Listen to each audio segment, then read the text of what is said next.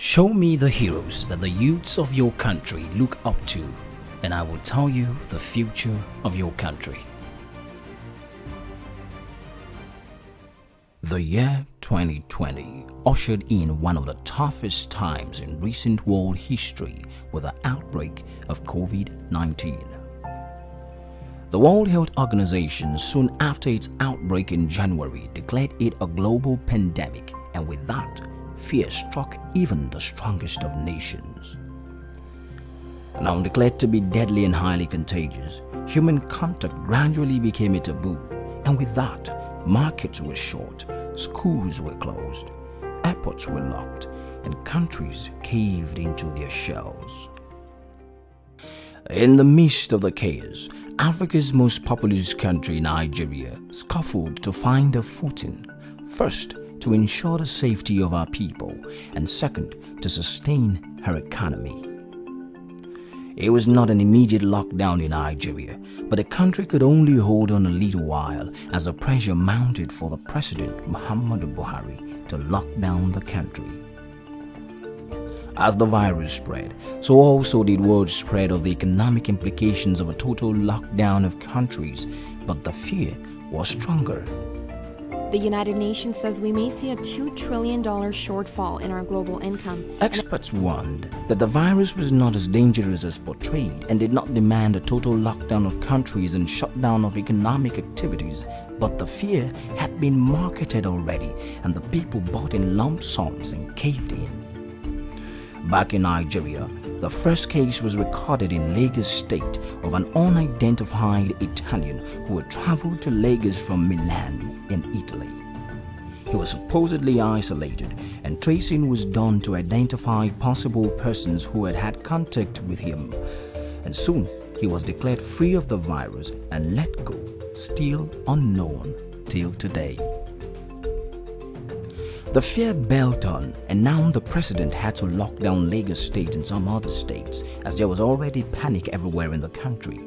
Soon, billions of naira was released by the federal government as aid for Lagos State to help curb the virus, and sooner, numbers began rolling in from other states confirming cases, and with that, the lockdown gradually extended. Now, whilst governors declared confirmed cases, most of which were controversial, and billions of naira were released as aid, a video broke the internet. It was the video of a young man on a treadmill making the famous statement, "I got no COVID." I got no COVID. That young man is Yahya Bello, the governor of Kogi State. The treadmill video was proof of health, and that statement was in response to viral news that he had been exposed to and down with COVID-19.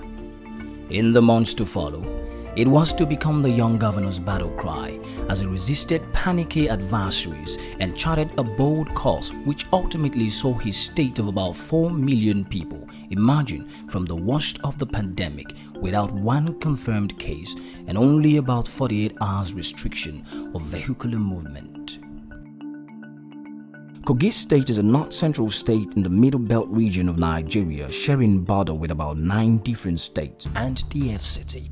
Known as a confluent state because of the confluence of rivers Niger and Benue in its capital city of Lokoja, it's a connecting state between the north, south, east, and west of Nigeria. Now, that makes Kogi State likely the most vulnerable state to the COVID-19 virus spread and the state that should have approached the lockdown with more tenacity.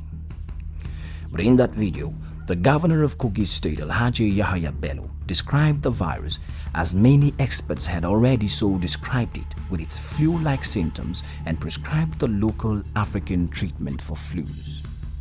Not just that, he was not going to completely lock down the state and run the streets dry and empty like other states had done. And with that, series of questions strolled. The people of Kogi State, I love you all. Don't mind the political aspect of it. Stay safe. Why would the governor of a vulnerable state like Kogi trivialize a dreaded virus like the COVID-19? Why is he not locking down the state? What did he know that the others didn't know? And what did he see that the others didn't see? Immediately, the first case of the virus was confirmed in Nigeria.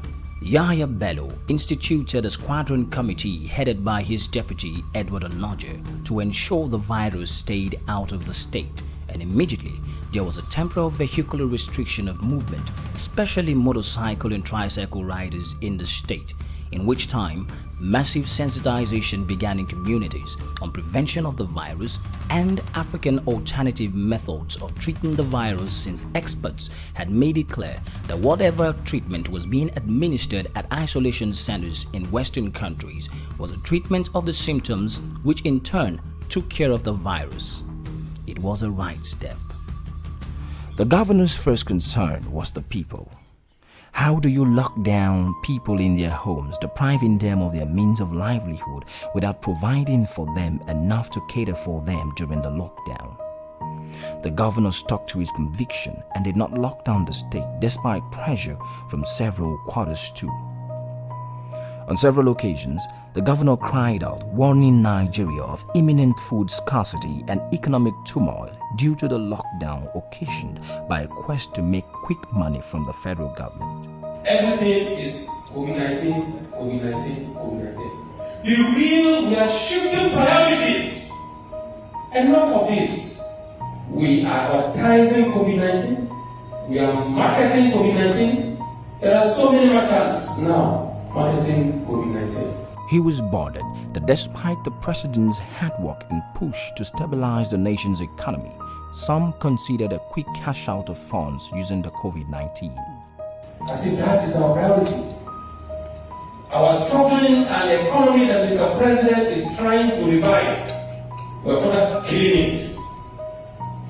He foresaw it and told it, but some made it political and sentiments were shared, but he kept on speaking out on it at every opportunity. All across the country, party is getting difficult. And this is the season. We can't go to farm any longer. By the time the monies that are being distributed or given to as conditional cash transfer, by the time we finish using it to buy the little food that is in the market today, we will be forced to open our borders for importation of rice. We will be forced to open our borders for the importation of canned food.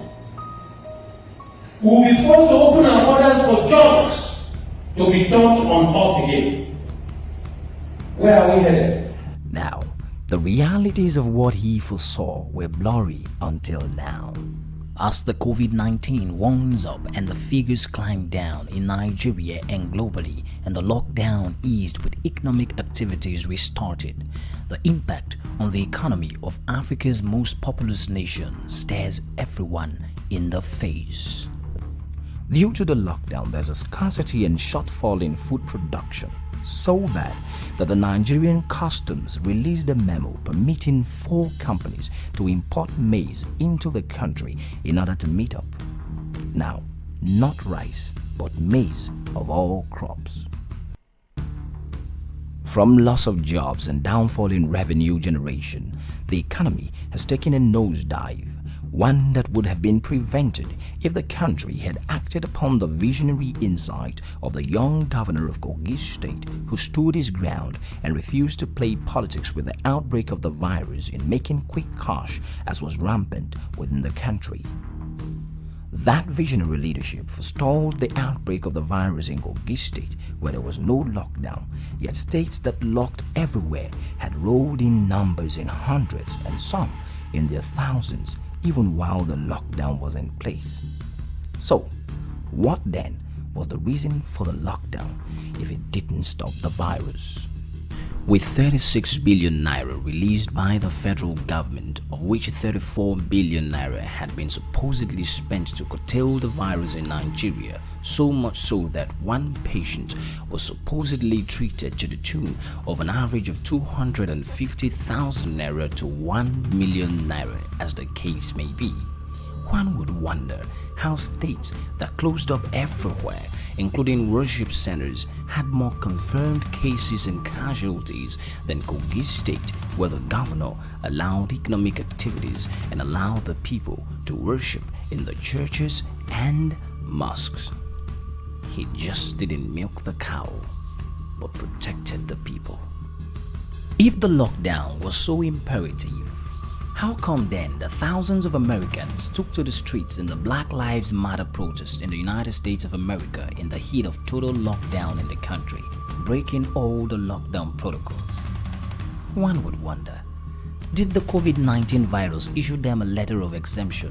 Or better still, did it go on a break for them to protest? What about the doomsday prediction by Melinda Gates, the wife of Bill Gates, in which she said on CNN that there will be dead bodies on the streets of Africa like there are in Ecuador due to the COVID-19 virus? Look at Ecuador. Look at what's going on in Ecuador. They're putting bodies out on the street. You're going to see that in countries in Africa. Today, what is the fatality rate of the virus in Africa compared to Western countries? And before you attribute Africa's low casualty rate to the lockdown of Africa, ask yourself if there is an African country that locked down as quick and swift as America, China, Italy, Germany, and the United Kingdom. Yet, these countries recorded far more than any country in Africa. As the Worry Man will say, man no be God. A true leader has the confidence to stand alone, the courage to make tough decisions, and the compassion to listen to the needs of others. General Douglas MacArthur. In this time, we have seen the boldness and courage of Governor Yahaya Bello to stand out and stand for the people, a leadership that needs to be replicated all over the country.